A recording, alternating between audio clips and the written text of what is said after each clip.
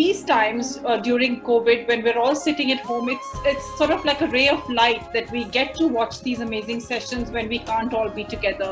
It certainly brightens up my evenings. आज pandemic में हम डिजिटली लिटरेचर फेस्टिवल कर रहे हैं और मुझे लगता है कि हमारे सामने श्रोता नहीं है, हम आपस में बात कर रहे हैं, लेकिन उस फील को, उस उमंग को महसूस कर सकते हैं कि हजारों लाखों लोग हमसे जुड़े हुए हैं, हमको सुन रहे हैं और कहीं ना कहीं कोई एक सार्थक हस्तक्षेप हो रहा है.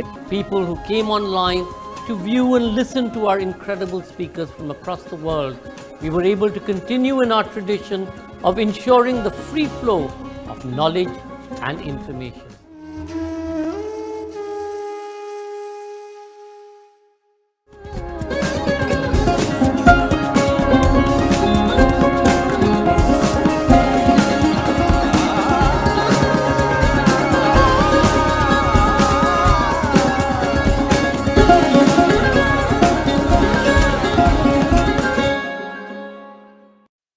Good evening, everyone.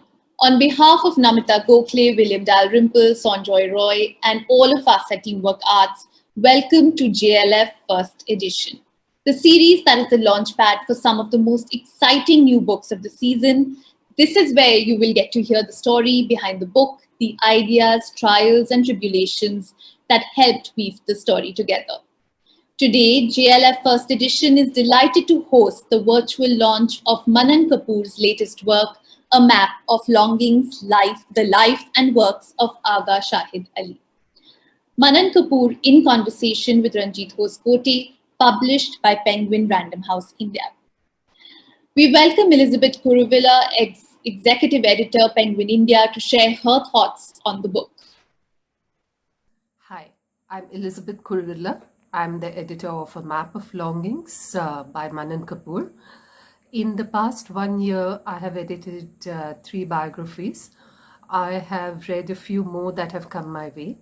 What's interesting to me about these biographies is that each of them have been unique in its approach towards its subject. Manan Kapoor's approach would have been particularly challenging for him. It was never supposed to be a straight telling of the events of Agha Shahid Ali's life. Manan was interested in these events only insofar as it informed and influenced Shahid's poetry. During the course of these past 4 or 5 years, when Manan has been researching and writing the biography, he received enormous support from Shahid's family. In terms of sourcing information about Shahid, digging into the archives, discussing Shahid's life. What was most interesting to me is that his family, his siblings, his closest friends, those who would have known him most intimately, would have thought of him in the same vein, as a poet first. There's an interesting anecdote that Manan narrates in the book. Shahid collaborated with an Israeli-American painter, Patkin. So Shahid was supposed to write poetry, and Patkin's art was to come out of it. Well, they spoke about this and that, and they never really got around to it. Then I think it was the year 2001, Shahid was diagnosed with brain cancer. And who did he call? He called Patkin. And he told him, listen, I just have a few more months to live. But don't you worry. If the last thing I'm going to do is complete that poem. And naturally, Patkin told Shahid, hey, don't worry about it. It doesn't really matter. And Shahid's response was, are you crazy? That's really the only thing that matters. And that really is the essence which comes out of Manan's biography. how all-consuming poetry was in Shahid's life, and how it became his identity. For me, as the editor, it was only an enriching experience working with Manan on this book. I hope you all enjoy it. Thank you. Thank you, Elizabeth, for sharing your insights. The Kashmiri poet Agha Shahid Ali passed away in 2001 but left a lasting impact through his intense writing where the personal met the political. Manan Kapoor's recent work, A Map of Longings, The Life and Works of Agha Shahid Ali, is an immersive biography of one of the greatest, most iconic poets of the last century. Tracing Shahid's life through Kashmir, New Delhi, and the United States, Manan vividly maps the evolution of the poet's complex legacy as well as the many lives he impacted. Manan is also the author of the Lamentations of a Sombre Sky, which was shortlisted for the Sahitya Akademi Yuva Puraskar 2017. His writings have appeared in the Boston Review, Caravan, The Hindu, Scroll, First Post, and The Wire, among other publications. Manan Kapoor, thank you for joining us today. We would love to hear your thoughts on the book before we begin the session.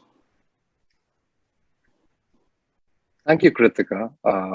Firstly, I'd like to thank all of you for joining us for the launch of A Map of Longings, my biography of the Kashmiri American poet Agha Shahid Ali.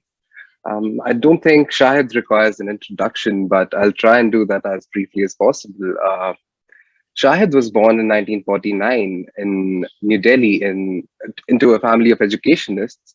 He grew up in Kashmir in a household which was extremely secular, multicultural, where poetry was recited in 4 languages. He moved to Delhi in the late 60s and spent about 7 years there before finally moving to the US, where he spent the rest of his life. Shahid was a really special poet. He started writing at the age of 10 and 9 or 10, and that's when he decided that he wanted to become a poet. By the time he died in 2001, when he was 52, he had published about 7 collections of poetry that mapped various cultures and geographies and spoke of injustice and loss, both personal and political. He was also a very good translator who translated the poems of Faiz Ahmed Faiz and Mahmoud Darwish, and was a pioneer of ghazal writing and really transformed and popularized the form for the Western audience. In my opinion, I think he was one of the finest poets to have emerged from the subcontinent, and in so many ways, for me personally, he redefined the way I read, perceive, and write poetry. And I think that's the case with so many young readers of Shahid's poems. And I remember the first time that I read his poetry was when I must have been around 15 or 16. And it was a poem, I think, Stationery or Cremation. And later I got to know that Shahid called these poems crowd pleasers because they were meant to reel the audience in. And, it had the same effect on me. And I absolutely loved his poems. There was something ineffable, something indescribable about his language that drew me towards him. And I remember that I feel like I've constantly read his poetry, but I think it was in the early 20s that I started reading his poems seriously. And I realized that behind all these wonderful, wonderful poems, there was this extremely interesting, witty, and at times irreverent person. And he really had such charming personality. Shahid had the quality he was a person who could turn like the banal into something magical instantly, and in so many ways he was the embodiment of his craft.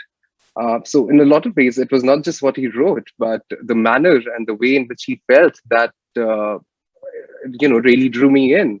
And I feel privileged to have had the chance to write about Shahid and his life.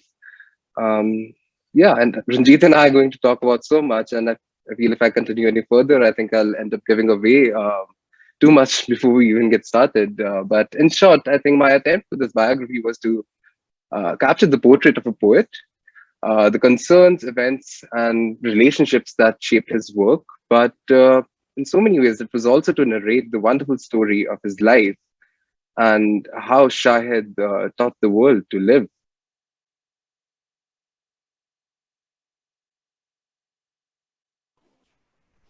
Thank you, Manan. Thank you so much. And we at JLF First Edition are delighted to release a Map of Longings, the life and works of Agha Shahid Ali.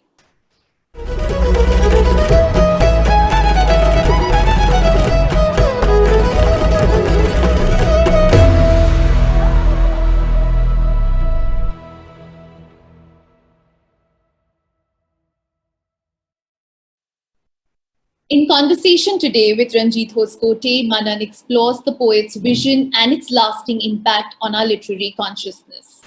Ranjit Hoskote is a celebrated poet, cultural theorist, art critic, and curator.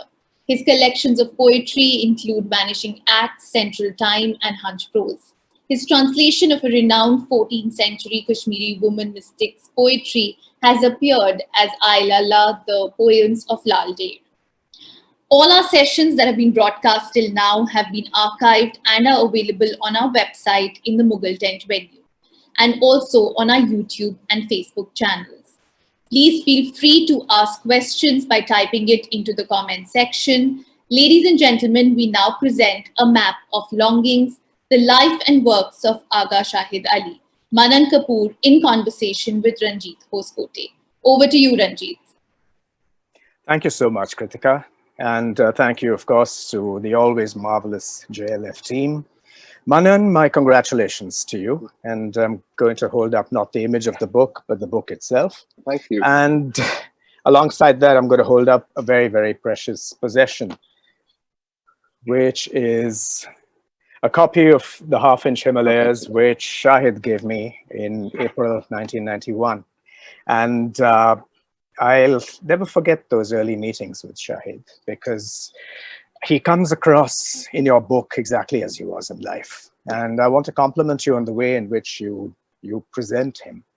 First, of course, is this incredibly gifted poet who worked in English, but whose English was richly informed by his translations of Urdu, his immersion in Indo-Persianate culture, and his openness to the complexity of South Asia, and the way in which he drew on his deep connection to and his belonging to Kashmir. You've also drawn out in this book the kind of person he was: incredibly warm, incredibly generous, incredibly charming. He was really able to. The first time I met him, I could just see that he enchanted a potentially hostile crowd. We were at a Sahitya Academy conference at the University of Pune. And this was the early 90s, when notions of nativism versus Anglophone and all of this were very, very strong. And Shahid went up and in a matter of moments had addressed the audience in multiple languages. He refused to sit quietly in any single linguistic or regional box. And he had, by the end of it, charmed all of the nativists who didn't really know what had hit them. So that Shahid, the Shahid who could enchant people, who gathered family, friends, interlocutors into this incredible festival of life, he comes across wonderfully in your pages. And we also have in your pages Shahid as the poet who became the voice of resistance, who spoke against oppression and injustice, whether in Kashmir or in Iraq or in Palestine. So that is how Shahid came across to me from your book. He mapped well on the Shahid I had known. Some of us were blessed to have known him. We recognize him in your pages. For others, I'm sure that this will be an invitation to enter his universe and get to know him in more complex ways. But the first question that I want to put to you, Manan, has to do really with the practice of biography. I remember a marvelous essay that Ramchandra Guha wrote nearly about 20 years ago. It's probably a little after Shahid passed away. The essay was not connected to Shahid, but he talked about how biography was not an art that was greatly practiced in South Asia, and this was true at the time. And among the many reasons he adduces there, one was that we tend towards hagiography. We tend to idolize the people we write about. So the biography of the saint is common across religions. what does one do with critical distance? So I want to ask you that right away. Given such an engaging subject with whom you felt such a close identity, how did you manage that critical distance? How did you separate the figure passing through the ground, the different landscapes that he inhabited? Can I draw you out on that? So, of course, thank you so much for your question, Ranjit, and thank you so much for doing this. It's really a pleasure to speak with you. As to the question, I feel, I mean, with Shahid, like my relationship with Shahid was such that, I mean, when I discovered Shahid's poetry around the age of 15 or 16, I instantly fell in love with him and with his language, with his poetry. And when I discovered the person behind all those poems, I was so fascinated by him because I had a very different image of Shahid during those early years with someone who sat behind a desk with a pipe in his mouth, something of that sort. But he was completely different when I actually started reading about him. And the fact that this biography comes from a place where I wanted to write about Shahid, about all the things that I loved about him. I think after one point, there was a point where I realized that I also need to look at him critically. So one had to distance. I had to use various distancing factors. Where I remember for a long time I stopped reading his poems altogether when I was doing my research, when I was trying to look at the person. So, and at times when, and there have been conversations with people throughout where I would actually ask them to offer some critiques of his poetry, because that led to some really a lot of new revelations about his poetry and some things that were missing. And so, personally for me, it was a really hard task to go in the critical direction, but I hope that I've been able to do that. Yeah. So let me wade in a little in terms of this question of what you discovered about his poetry. I like very much your account of Shahid as a poet whose chosen language, English, was informed by his multilingualism, by the fact that he was at home in Urdu, in Kashmiri, that he worked in translation, and that precisely was a key literary and experiential practice for him, translation. And you place him, for instance, in the context of Paul Celan or James Merrill. Merrill famously translated from French, Italian, and Greek. Celan from English and French.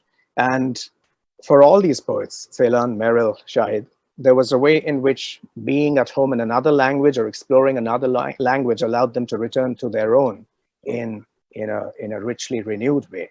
So could you talk a little bit about this and the consequences it had for what he used to call Biryanization? Right. How did he bring this? Rushdie calls it chutnification. Right. Shahid used to call it Biryanization. Yeah. No, I really think, Shahid belongs to that lineage of poets, and even Mervyn as well. And Shahid at once, famously said that Mervyn had become Mervyn-esque by translating. And I think in a lot of ways that is true for Shahid as well. Growing up, English was the language that he chose to write in. It was the language that he believed it was his. And he had no reservations about it. He really didn't. But I think the most important part is that when Shahid moved to the US, when he finally moved to America in 1975, he realized that a poet who he had grown up with, Faiz Ahmed Faiz, was completely absent from their landscape. Like, no one knew about Faiz Ahmed Faiz there. And so he got to translating Faiz's verses for the Western audience. I think during that entire process, I think Shahid realized a lot of things about the English language. Or maybe that's the phase he started talking about it and writing about it. There's this wonderful essay by Shahid. I think it was one of the papers that he submitted for his PhD at Penn State, where he talks about Indian English literature. And he really wanted to push the limit when it came to English, because he'd grown up in a family where poetry was recited in 4 languages, right? So there were all these different languages in play, and I think he was very aware of the fact that his English was very different from the English of that was used by American poets back then. I mean, he was constantly reading, so I think he was very aware of that. But I think translating like really helped him understand how he could incorporate the sensibilities and I mean the traditions that he'd grown up with, especially a language like Urdu. So when I think one looks at a collection like the Half Inch Himalayas, he started writing. He started writing that collection, the poems from the collection, in late 70s, and I think in 1980 he finally decided to translate Faiz and wrote a letter to him, bribing him with a Begum Akhtar tape.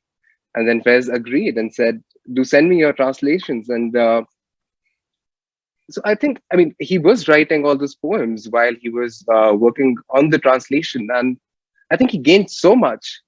I mean, if you look at a poem like Dhaka Gauzes, where I mean, the use of a phrase like a preposition phrase like "do starched." I mean, I think all of that comes from Urdu. So, I mean, I think Shahid, and he learned from all of these translators. I mean, he was really interested in reading about translation. He'd written a couple of papers about translation, and I think his work as a translator led him to discover this language. I mean, this language which was English, but it had these subcontinental flavors. And I think in a lot of ways, I mean, I do credit his translations of Faiz for that. And then naturally it developed. But even when he's talking about, I mean, poems from Nostalgia's Map of America, where he's writing about Arizona and New Mexico and Tucson, you can see the presence of that language there. That subcontinental, like I mean, the phrases that he uses, the way that he uses, the whole idea of the beloved and the lover that he constantly like engages with in his poetry. I think that's I mean, really interesting too. Manan, thank you for that. I also want to push this a little further.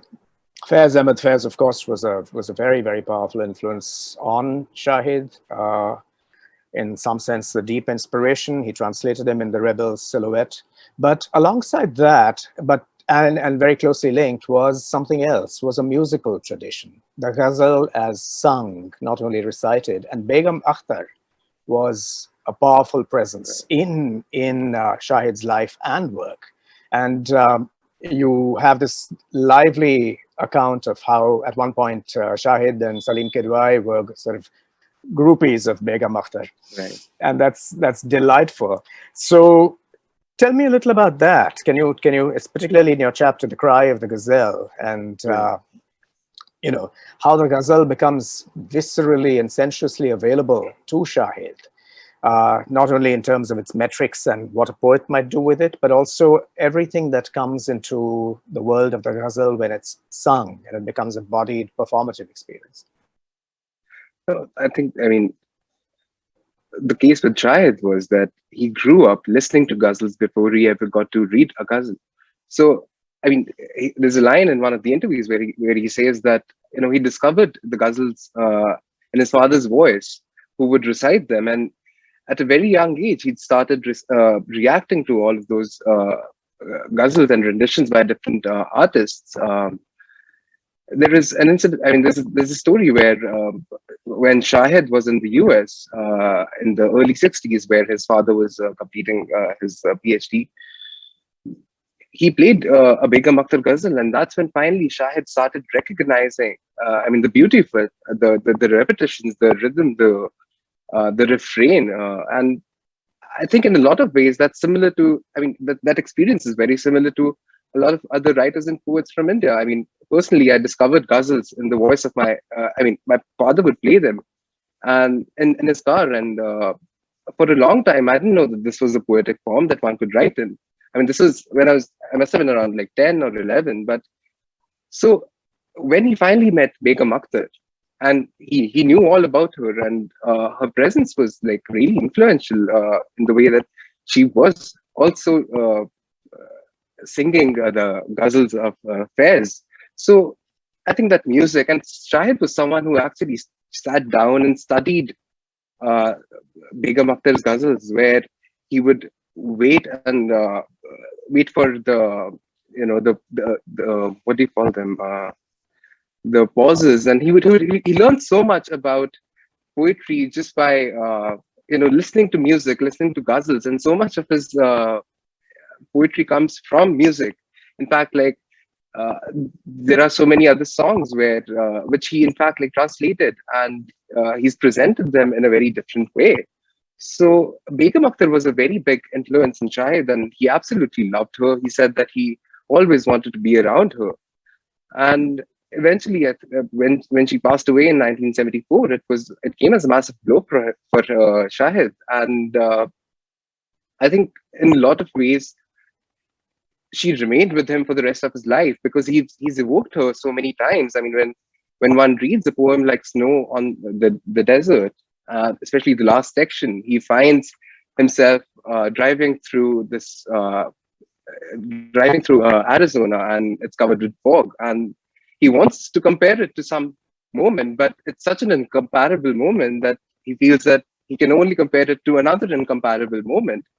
And so when he thinks about it, he can only think of a moment from Begum Akhtar's concert during the war of 71, where the mic was cut off because there was no electricity, but Begum Akhtar kept singing, and that had stayed with him. And even in his collection, I mean, Rooms Are Never Finished, he again like evokes her when he's talking about death. And so I think in a lot of ways, Begum Akhtar had a massive influence on Shahid. And I think in her, he saw this, really fine artist who had like this certain sort of finesse about her. I think Begum Akhtar was in a lot of ways an embodiment of her art. I think Kaifia Azmi had once said that when you're listening to Begum Akhtar, you're not only listening to a ghazal, but you're also watching one. And I think Shahid too. A lot of like Shahid's influence comes from her, because he too eventually became an embodiment of his art in a very similar way. So there was all of that, and I think Begum Akhtar is someone who will always be evoked when people are talking about Shahid. Yeah. Yeah, he learned a great deal from that world. I remember one of his delightfully fetching tricks was he would stop dramatically in the middle of a poem of his own that he was reading, and he would say, "What I miss in English language poetry readings is that no one says wah wah as they do at a mehfil or a mushaira." And then, of course, he would encourage everyone to, in fact, respond in that way to his poems, which we all did, because he was indeed such a marvelous poet. But speaking of the ghazal takes me on to think about a couple of other things. Now, you have tried to balance between, so to speak, an intellectual history of a literary artist and an intellectual biography, and a biography that takes in all kinds of other aspects of the person. A major topos in the study of the ghazal, as you know, is the famous issue of the gender of the beloved. Always male in the world of the Urdu ghazal, left unspecified otherwise. This brings me to a question that I think some people will address to your biography. Shahid made no secret whatever of his orientation. This was clear to all. But he didn't actually deploy that in his poetry. That was not a primary aim. How did you approach these difficult and important questions as his biographer? So, I mean, as a biographer, I think it became clear to me after, I think, a year or two of research what really had to be done. I mean, Shahid was gay. Everyone knew that. And I mean, if you read his other poems as well, I mean, leave aside the ghazals for a moment, if you look at his poems, he chooses not to use she, because, and it's very similar to what Auden had done. He never used she, but he left it ungendered, and he would use you. And that was the same with Shahid, where I mean, almost all of his poems, unless he's referring to someone specific, most of his poems have the pronoun you. As a biographer, I mean, yes, there are certain moments in his poems where I can look at it and I can read the poem or a couplet where I can speculate. Maybe this was written for a lover. Maybe this was, he was trying to like play with it. But I mean, one thing became very clear to me, that I had to stick to what Shahid had said and what he believed, what he thought about all of this. So, I mean, in an interview, he'd clearly mentioned that he wasn't interested in his sexuality when it came to poetry. I think that was very important for me to like grasp and to like inform, to write about, and the manner in which it needed to be approached, because um, he said that he was interested if people were responding to the fullness of his poetry, to his language, but if they were responding to his works because he was from a particular background, orientation, or like whatever, so that he wasn't interested in. So as a biographer, I mean, I had this list of questions that I would ask everyone, and there were about 15 or 20 basic questions in it, after which I would go with the flow and ask people about specific periods of his life where they were with him. And his sexuality was one of the things that I discussed with almost everyone, and they all had the same opinion about. They always said that Shahid was someone who kept his private life very private, and he didn't engage with it in his poetry. As far as I mean, talking about, but I mean, I never had the chance to speak with any of his lovers or people he might have been in relationships with.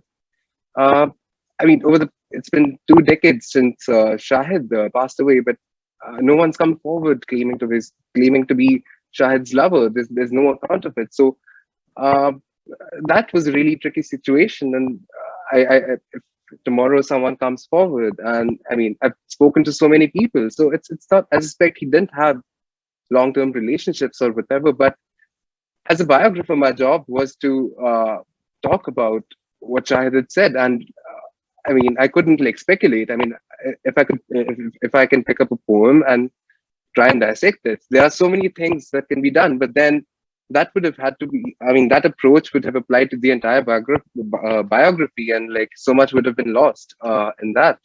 So the only thing was that I had to remain as true to what Shahid's life was, what he led, what he'd said, and hopefully, like I mean, but again, if there are like some people just who discover some new things about his sexual life, which might have some significance in his poetry, which might reveal something new about him. I mean, definitely, I would love to read something like that, but in my research, I unfortunately didn't come across any of those things. Yeah.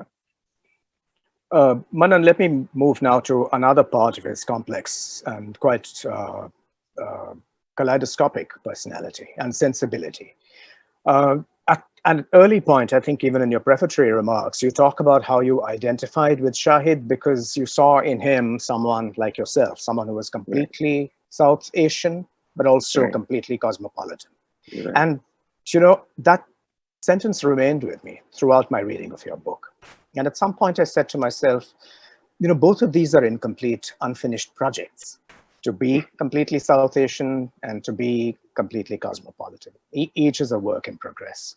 And through your writing, through your biography, you demonstrate how there's a constant self-fashioning in Shahid's writing, in his life. In each book, there's a gear shift and he fashions himself anew in yet another way. But at some point, there is a moment of collision between different parts of his being South Asian or being cosmopolitan, because after a certain point he identifies himself very definitely as Kashmiri American. Yeah, and of course, many of us will claim him for different reasons, but it became very, very clear that after the 90s, with everything going terribly, terribly wrong in Kashmir, he identified himself in that way as a Kashmiri. He stood with his people. A broad definition of the people themselves, as you well know. He saw all that had happened to Kashmir through state oppression, but he also saw what had happened as a result of militancy and the polarization of communities. So this is what I want to ask you, Manan. For any biographer faced with a complex subject, writing a biography can be like walking through a minefield. How did you prepare yourself to deal with these questions? Specifically of how across this arc of the late 80s and early, across the 90s, Kashmir becomes more and more important politically, and its identification with Palestine really comes through in his poetry. Right. So, I mean, I've known for a long time. Like, I mean, anyone who's read Shahid's poetry knows that Kashmir is a very central place for him, one he returns to so often.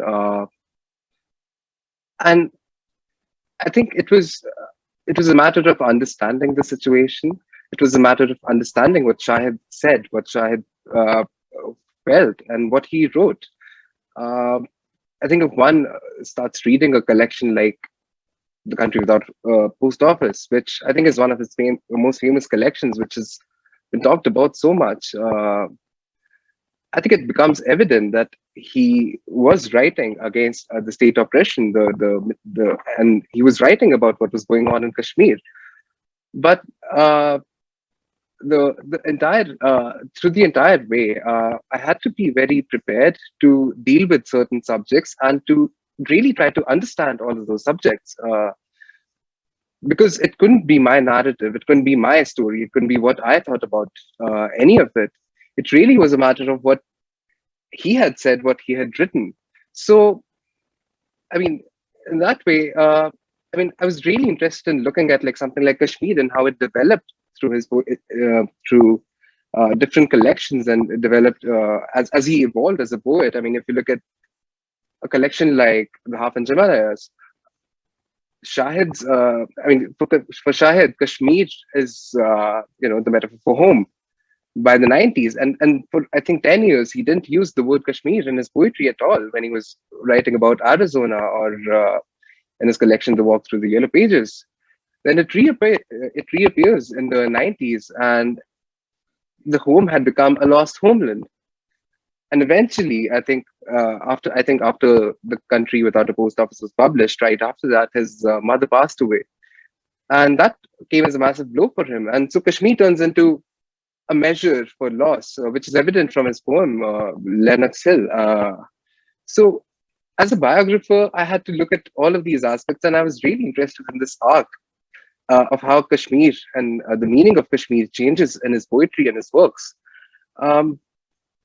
But the real challenge was to, really try to understand where Shahid was coming from, what was going on, and what the situation is, and try to be try to understand it as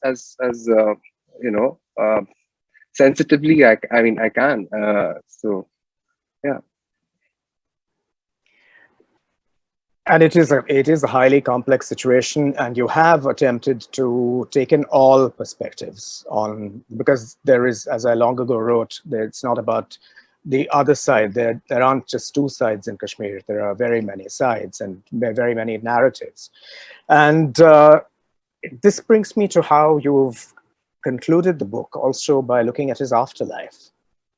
So I want to draw you out on that. What did that involve? Talking to the poets and the artists and people whose lives his work has touched, and how his work has been translated into, for instance, into film, into painting.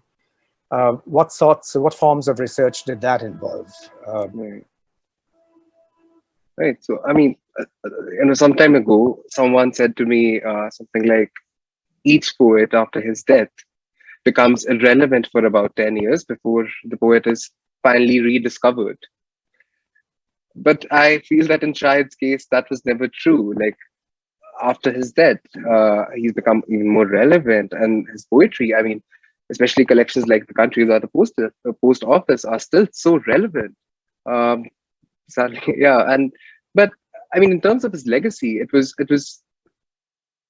the process was talking to a lot of young writers, young poets, who have learned from Shahid, especially writers and poets from Kashmir, because a lot of them credit Shahid with, for their writing, for their interest in writing. They've said things like the first time they read about their reality, their world, was when they read The Country Without a Post Office. So that was, all of that was there. But what I was really interested in was how his poems had been painted. And 2 or 3 artists have done that. I think Izhar's work is one of the best, and I think Masood Hussain, the Kashmiri artist. He's done some wonderful paintings. He's painted a couple, I think 8 couplets that Shahid had handed over to him, and he finally finished painting all of that in, I think, 2014. So that's a part of his legacy, which I was very interested in looking at. I mean, he's the only. I think Shahid is perhaps the only person, as far as I know, whose poetry has been discussed in the parliament. So I mean, there's so much about Shahid that I wanted to talk about in terms of his legacy and all that he's left behind, not just as a poet, but I mean, everyone I've spoken to, they remember Shahid so fondly. I mean, there are people who I've spoken to who've probably met him once in their lives, but they remember that meeting with such, and they remember really what Shahid was like. So, I mean, all of that was really important in looking at all that happened after Shahid's death and how people are reading him, how young readers are responding to Shahid's poetry. And yeah, I mean, I was one of them. So, I mean, the fact that like Shahid has his poetry and has remained so relevant throughout, and the different concerns that that emerge in different collections, they've all managed to like still like live on through his words, and I think that's something very special, really. Manan, thank you so much. You're absolutely right. Whether we are in Srinagar or Delhi or Amherst or New York or Bombay or wherever we might be, Shahid reveals a certain meaning and a significance to us in different ways. So I think that very many of us will want to claim him as readers, as people whose lives he's touched and changed. Thank you so much for talking about your journey with the book and everything that went into it. And I'm now going to turn this back to Kritika. Thank you so much, Manan. Thank you so much, Ranjit. Thank you. Thank you, Manan. Thank you, Ranjit, for sharing Agha Shahid Ali's poetry, life, and body of work with us. Thank you so much. Thank you all for watching and being a great audience as always. Please do remember to buy a copy of the book. Do stay logged on to watch our next session, looking north, Nepal and China, Vijay Gokhale and Amish Rajmulmi in conversation with TCA Raghavan. This will be at 8:30 p.m. IST today. Hope to see you then.